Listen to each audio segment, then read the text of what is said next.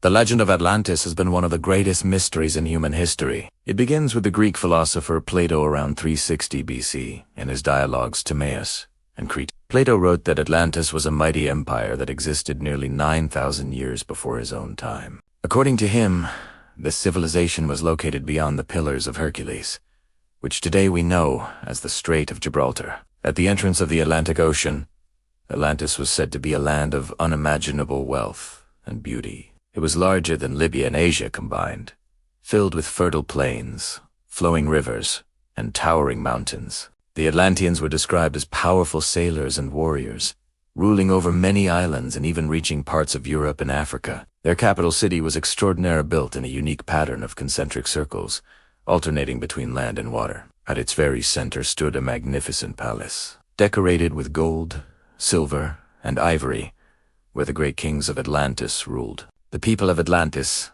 at first, were noble and just. They lived in harmony, respected the gods, and used their advanced knowledge for the prosperity of their land. But as centuries passed, they grew arrogant, greedy, and corrupt. According to Plato, they attempted to conquer much of the known world. Their ambitions even led them to attack ancient Athens. But the gods, angered by their pride, punisset them. In a single day and night of disaster, Atlantis was struck by massive earthquakes and floods. The great island sank beneath the sea, never to rise again. This account left generations of people fascinated and puzzled. Was Plato telling a real history, or was Atlantis only a moral story, an allegory to warn about the dangers of human arrogance? Historians, explorers, and adventurers across the centuries have tried to answer this question. Many theories have been proposed about where Atlantis could have been. Some believe it was in the Mediterranean Sea.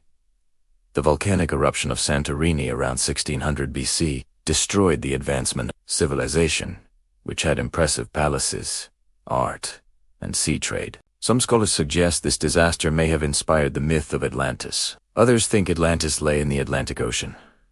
The Azores Islands and Canary Islands have often been considered possible remains of Atlantis. In the 19th century, writer Ignatius Donnelly wrote a famous book claiming that Atlantis was the source of all ancient civilizations. According to him, after its destruction, Atlantean survivors spread knowledge of architecture, mathematics, and astronomy to Egypt, Mesopotamia, and the Americas. Modern researchers have also placed Atlantis in many surprising locations: Antarctica, where some claim that an advanced civilization was buried under ice; the Caribbean Sea near Cuba, where underwater structures have been reported; and even the Sahara Desert, where satellite images show a massive circular formation called the Eye of the Sahara, or rigid structure resembling Plato's description of concentric circles. Some theories go beyond archaeology and into mystery. Certain writers and mystics claim that the Atlanteans had advanced technology, possibly even electricity, flying machines, or weapons of mass destruction thousands of years before our modern era. The famous psychic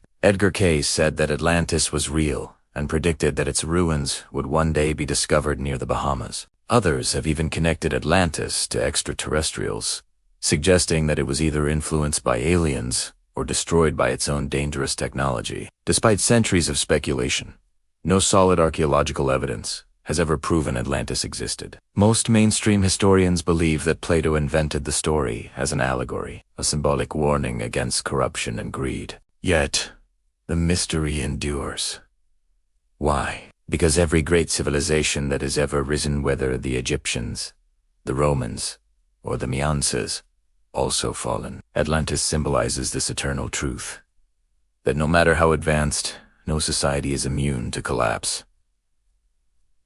The legend of Atlantis continues to inspire popular culture. It appears in books, movies, documentaries, and video games. From Disney's Atlantis, The Lost Empire, to countless novels, the Lost City captures our imagination. Perhaps it is not important whether Atlantis truly existed. What matters is the lesson it teaches. Civilizations rise, flourish, and if they lose their balance with nature and morality, they too can vanish beneath the waves of history. And so, the story of Atlantis is more than a mythete, is a mirror, reflecting both the brilliance and the fragility of human civilization.